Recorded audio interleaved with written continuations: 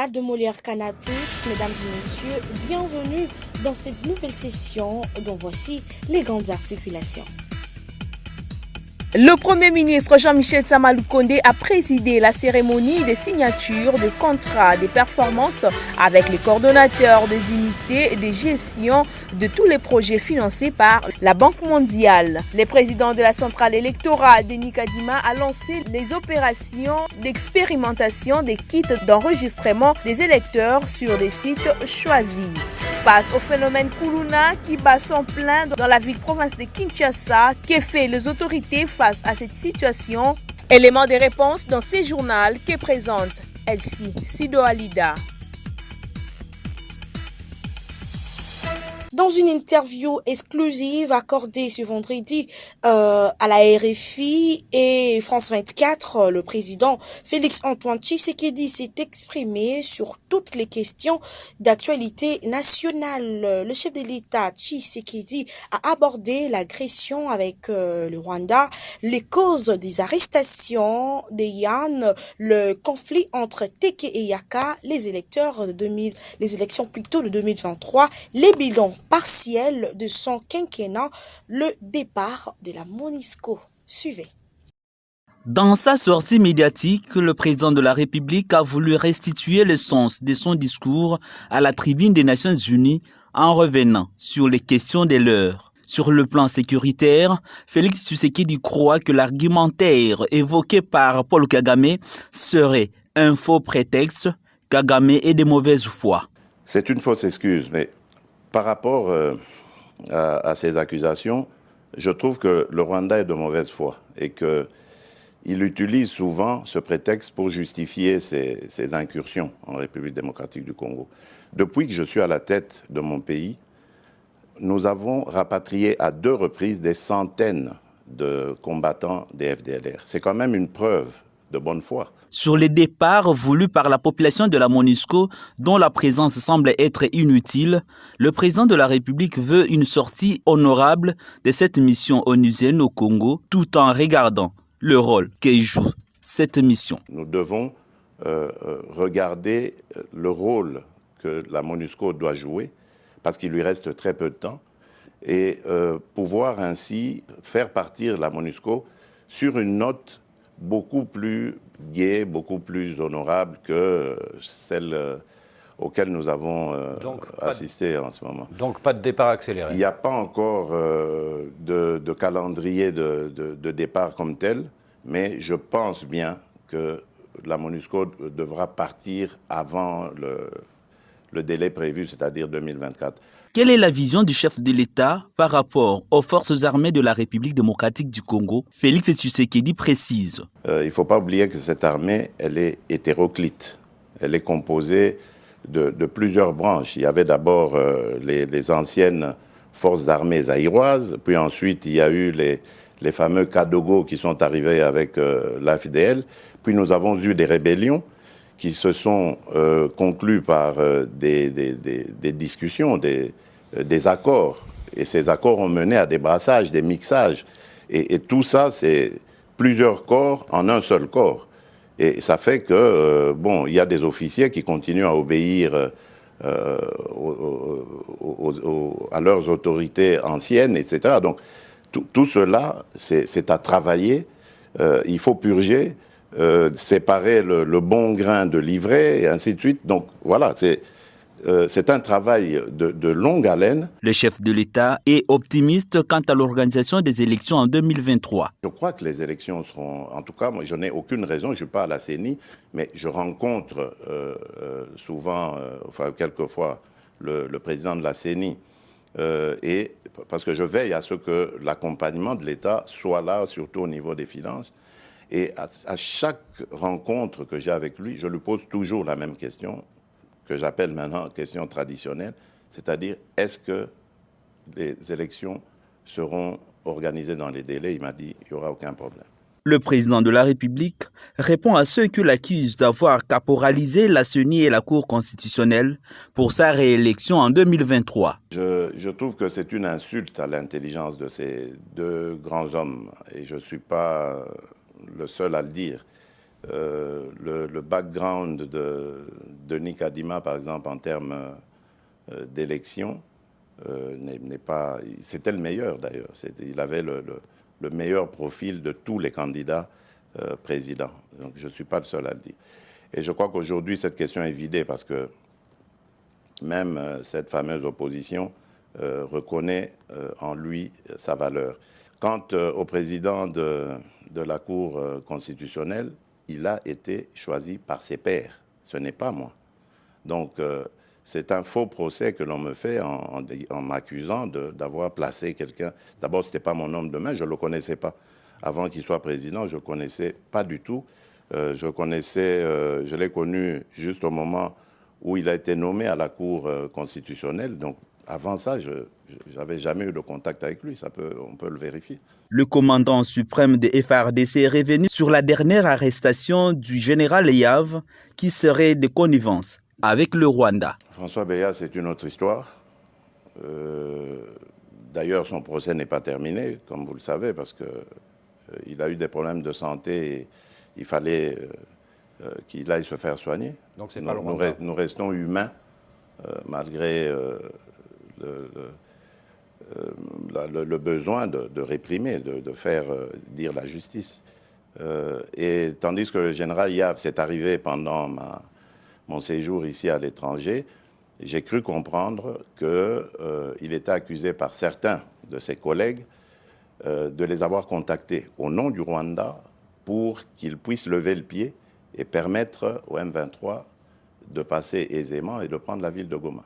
Dans une autre actualité, le gouvernement de la République démocratique du Congo est de plus en plus déterminé à faire accélérer la mise en œuvre efficiente et efficace de tous les projets de développement en cours d'exécution et financés par les bailleurs de fonds. C'est dans cette optique que le Premier ministre Jean-Michel Sama-Lukonde a présidé la cérémonie des signatures des contrats de performance avec les coordonnateurs des unités de gestion de tous les projets financés par la Banque mondiale. Ceci était en présence de quelques membres du gouvernement. Images et commentaires.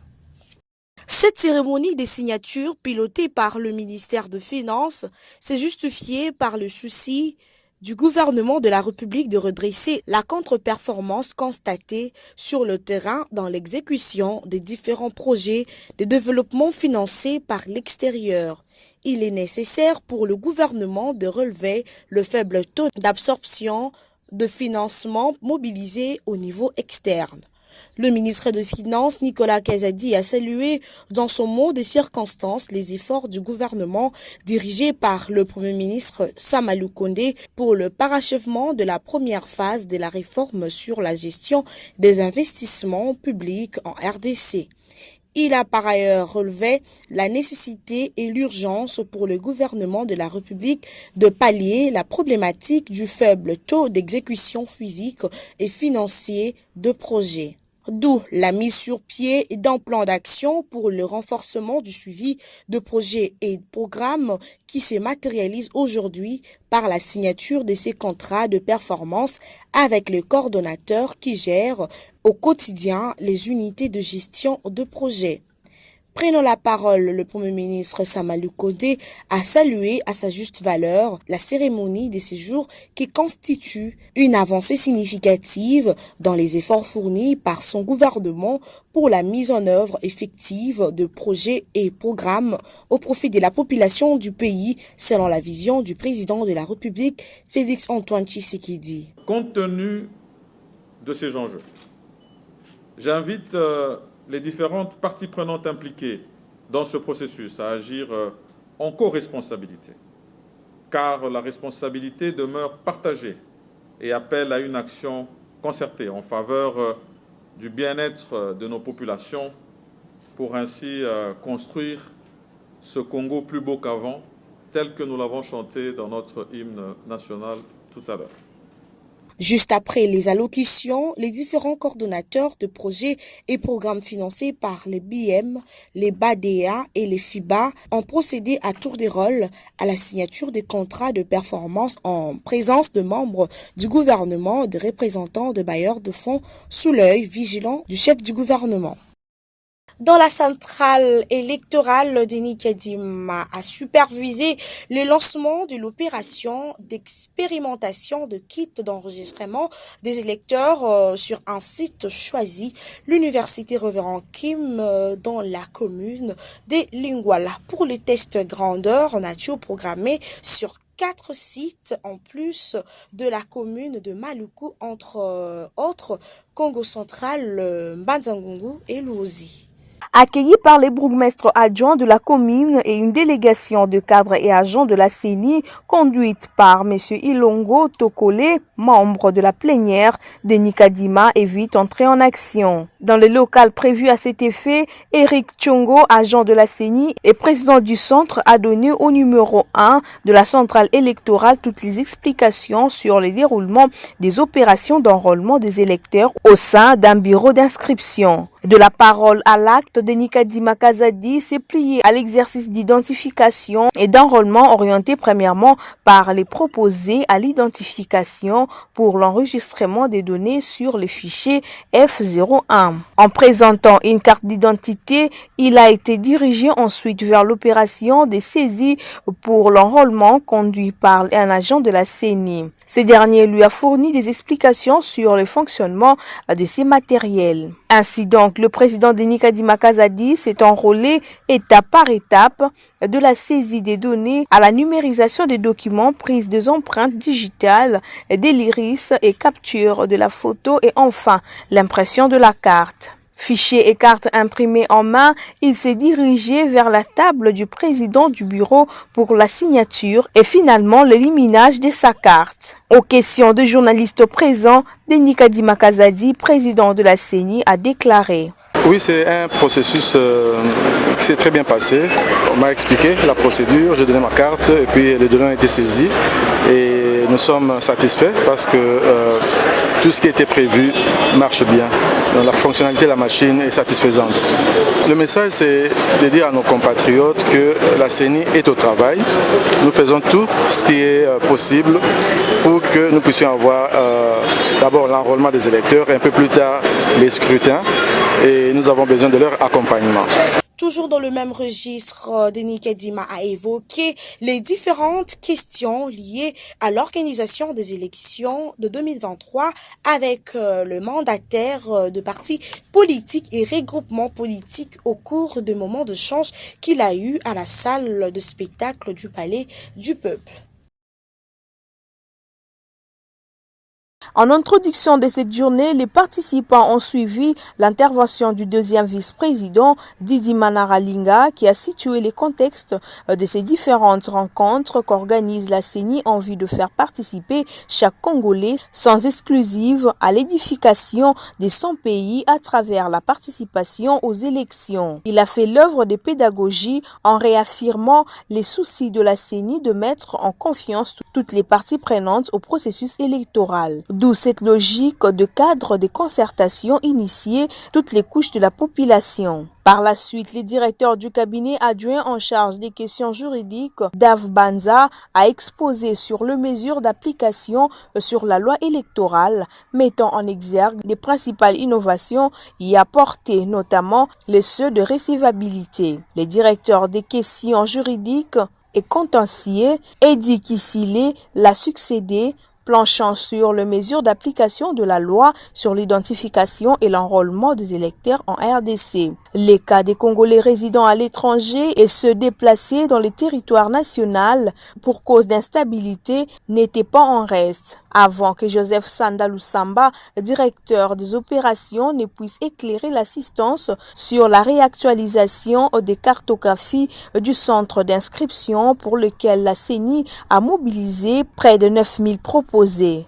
Actuellement, a-t-il indiqué, il est passé plus de 18 000 à près de 23 000 avec pour souci de réduire les distances entre les électeurs et lieux d'enregistrement. Avant d'engager les échanges avec les participants, le président de la CENI s'est apaisanti sur les actions entreprises par la centrale électorale et celles à venir en rappelant l'actualité. Celle-ci concerne l'expérimentation ces derniers jours des kits d'enregistrement demandes des électeurs de la récente acquisition auprès des Murray Systems qui a fourni ces matériels qui est testé en vraie grande nature sur les 4 sites choisis. D au Congo central, Luozi et Mbanza-Ngungu, 2 dans la ville-province de Kinshasa, Lingwala et Maluku. L'objectif poursuivi par la CENI est de jauger les fonctionnalités de ces kits au regard des diverses innovations apportées notamment dans la prise des empreintes digitales et des l'iris. Estimant que plus les citoyens sont informés des réalités politiques, plus ils seront amenés à s'y intéresser et à y participer effectivement. Il a rappelé que l'opération proprement dite d'identification des électeurs est prévue en décembre 2022. S'appuyant sur toutes les composantes de l'Assemblée plénière qu'il dirige sur l'apport de cadres et agents de la centrale électorale, le président Denis Kadima Kazadi a montré toute la détermination d'organiser ces consultations à venir dans le délai convenu.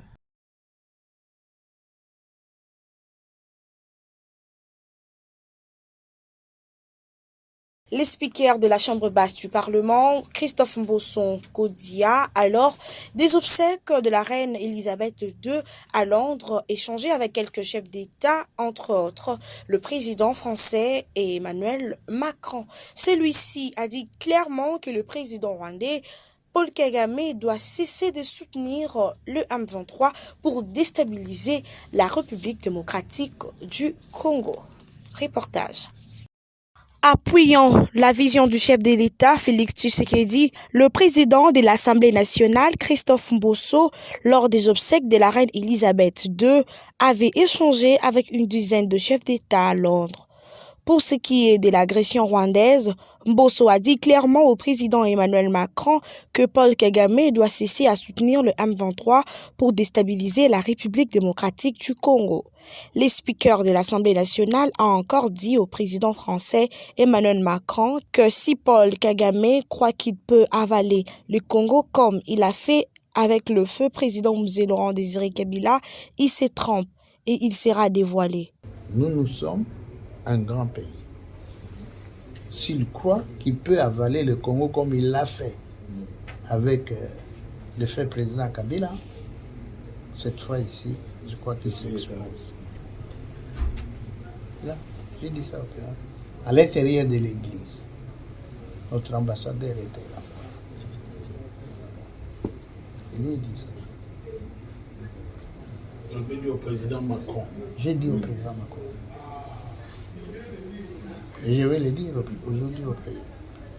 J'ai rencontré une dizaine de chefs d'État. Je pense qu'on doit... Le ministre des Hydrauliques et Électricité, Olivier Mouinzé, le directeur général de la Régie des eaux, Jonas Tankou Salambiakou, accompagné de son équipe avec quelques députés nationaux, ont visité l'usine de captage de l'Embaïmbou le week-end dernier, question de s'imprégner de la réalité. C'est pour se rendre compte de l'état d'avancement de travaux au site de captage de l'Embaïmbou que le ministre des tutelles, en compagnie de la délégation de la Régie des eaux, ont effectué cette visite. Nous faisons notre travail de suivi pour nous assurer que l'usine tourne, qu'elle produit la capacité indiquée et surtout aussi nous allons poursuivre cette visite vers le réservoir d'eau parce que le réservoir, comme vous le savez, n'était pas prêt lors du lancement de l'usine. Nous faisons le suivi pour nous assurer que le réservoir de 10 000 mètres cubes va prendre fin comme prévu au mois de février 2023. Après cette étape, ils ont fait la descente au quartier Salongo dans la commune de Kimbantseke pour confirmer si réellement l'eau coule pour taire les rumeurs des réseaux sociaux. Nous avons eu déjà à faire un démenti sur les réseaux sociaux et nous sommes nous-mêmes passés sur les chaînes de télévision.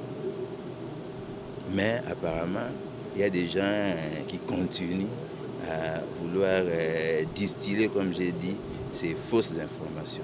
C'est ainsi qu'aujourd'hui, le ministre lui-même s'est déplacé. Un message d'encouragement, un message d'espoir que j'envoie à la population. Je leur demande de faire confiance au président de la République, son Excellence Félix Antoine Tshisekedi Tshilombo. Aujourd'hui, nous sommes dans un quartier qui, selon mes informations, n'a pas reçu d'eau depuis plus d'une dizaine d'années. Aujourd'hui, nous avons de l'eau qui coule. Nous avons la population qui est en mesure de puiser l'eau au robinet sans avoir à faire des kilomètres pour puiser de l'eau. La Régie des eaux et tout son comité se déploient pour desservir Kinshasa en eau potable. Question de répondre aux nombreuses difficultés dont fait face la population de Kinshasa. À Kwamut, en provenance du village Missia, dans la province du Kwilu, l'un des rescapés explique ce qu'il a vécu suite à la dégradation de la situation qui règne dans les territoires de Kwamut, dans les Grands Bandundu. Il n'est rien du conflit de Kiyaka, mais il s'agit d'infiltration de rebelles. Suivez dans ces propos recueillis que vous propose la rédaction. Vraiment, on a se réfugier dans Fatoum parce que kuna pas n'habitude les rebelles bakoti. Barebel oyo bauti na province ya Maindombe. Oyibe ba ondengeni. Na ibi bango parce que babandaki déjà batumbaki déjà mboka bukusu babandaki ya koboma bato kuna na ngambo na mai ya chantier donc na boma. Na ngambo mai kuna na ngambo Maindombe babandiki koboma bato kuna après bayende sikoyo kokatcha na ngambo na biso. Na ngambo nini? Na ngambo na biso oyo ya Kwilu na secteur ya Wamba. Na Bokoso. Na Bokoso basali de gani. Na Bokoso kuna ba brûler tous les ndako babani na kotumanda kwa mfumu. Kareni kutuza brûler. En plus ba boutique nyonso ba pharmacie ba buki ba massacrer biloko après ba tumbiango. Et bon, dégâts en vies humaines. Vies humaines en tout cas le kutama bena ntolokite à part kaka 6 personnes ba bomba na partir ngambo kuna. Boma ngambo kuna. Oya biso koto. Te akoto na ntoliki sango teke ba bomba mutu. C'est quoi besoin qu'on tire wapi? Awa biso tukati na ngambo Fatoum. Donc Bokusu eza économie. Bokusu baza bateke. Bateke. OK. Donc mission na bango eza kaka ba style sa bateke. Ba mission na bango eza kaka bateke kaka. Donc avant ba ko Bokusu ba lekaki mboko mususte. Ba lekaki mado ba wuti falio liberté après eza kuna na ngambo falio na ngambo ya Maindombe. OK. Et puis na ngambo ya Kwilu. Mboka nini baleki avant bakoma Bokusu? Mboka moko na baleki te. Donc au bord de la rivière. Kwangu bavanda ki na mboka carrière bayaka bazalaki ona basali ba connaissance na bango en plus bamemi bango na babwatu batumbi na libongo ya Minsia na kwangu batumbi banganda Minsia maintenant babandi ko massacrer Bokusu babimi ko na kata village. OK. Donc boyo ko senga refuge na Fatundu pour l'état salani. L'État a intervenu pour la biso. La députée maintenant moni bino mibali basi na bana bazawa. En tout cas, neti biso basi déjà basi kati déjà. Zamba ba biso pe bakati. Kati déjà. Ya solo hein. Beaucoup ces mboka monene. Mboka monene. Baya musubango. Bon ndeko nanga. Yo lobi nini na situation oyeli bino na kati ya Bokusu. Lilo ba ya ko loba izani. Comment on a Patrick Matanzila? Oui. Na zapenda victime ya makambo ndenge salami. Lobby tolalaki na Zamba. Mokoleni lobby ya vendredi oui. Lobby vendredi tolalaki na Zamba. Reportage signé Ignace Kaloubi. Face au phénomène Kuluna qui bat son plein dans la ville-province de Kinshasa, que fait les autorités face à cette montée vertigineuse? La rédaction du Grand Journal a réfléchi là-dessus. Jean-Pierre Mouay. Le phénomène Kuluna, qui est comment mettre fin aux actes de terreur, est répandu à Kinshasa par ces inciviques. Vols, viols, rackets, actes de violence extrême, les Kuluna répandent une forme de terreur à Kinshasa, capitale de République démocratique du Congo. Ces gangs criminels, composés de jeunes individus, deviennent un véritable casse-tête pour les autorités qui ne parviennent pas à endiguer les phénomènes créés au début des années de 2000. Pourtant, les opérations de la police se sont multipliées, mais les Kuluna demeurent, ce qui suscite des grandes inquiétudes auprès de la société civile et les autorités qui s'alarment de la dégradation de la situation. Le cas le plus récent s'est produit dans la commune de Kimbanseke où un policier serait abattu à coups de machette le week-end dernier, un phénomène qui n'enchante pas les autorités. Pour Silvano Kasongo, en lieu et place de s'assumer, le chef de la police ville de Kinshasa assure que la situation est sous contrôle grâce aux opérations de bouclage, des patrouilles, mais attend une grande collaboration de la part de la population, censée dénoncer ces jeunes gangs criminels qui ne sont pas des extraterrestres, mais habitent et sont membres de familles. Entre-temps, la population victime de ces actes criminels ne sait à quel sens se vouer. On parle même du saccage de la maison du policier qui se serait défendu face au Kuluna à Mumbele le week-end dernier. Un conflit de grande envergure est né entre ces gangs et la police à travers la ville de Kinshasa. Dossier à suivre. Fin de cette édition, mesdames et messieurs, place au rappel de grandes lignes. Le Premier ministre Jean-Michel Sama-Lukonde a présidé la cérémonie de signature de contrats de performance avec les coordonnateurs des unités de gestion de tous les projets financés par la Banque mondiale. Le président de la centrale électorale, Denis Kadima, a lancé les opérations d'expérimentation des kits d'enregistrement des électeurs sur des sites choisis. Face au phénomène Kuluna qui bat son plein dans la ville-province de Kinshasa, que fait les autorités face à cette situation? Merci à Ignace Kaloubi pour la prise de vue assistée par Maximilien Sala, la réalisation des Asitumba et Moïse Bilou, et vous avez remarqué plutôt la touche rédactionnelle de Jean-Pierre Moy. Au revoir et bon suite des programmes sur nos antennes.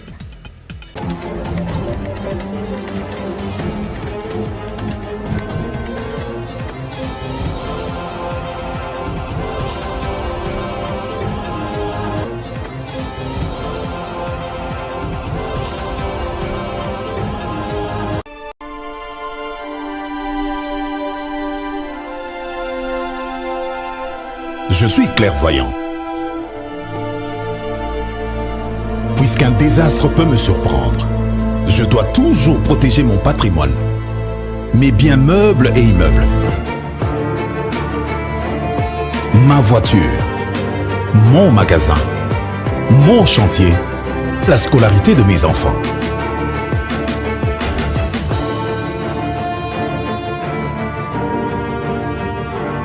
Heureusement, la SONAS a démontré sa capacité à couvrir les risques et à prendre correctement en charge l'assuré, ainsi que toutes les victimes en cas de sinistre. SONAS, symbole national des assurances. Société à Banamboka. SONAS, leader des assurances en République démocratique du Congo.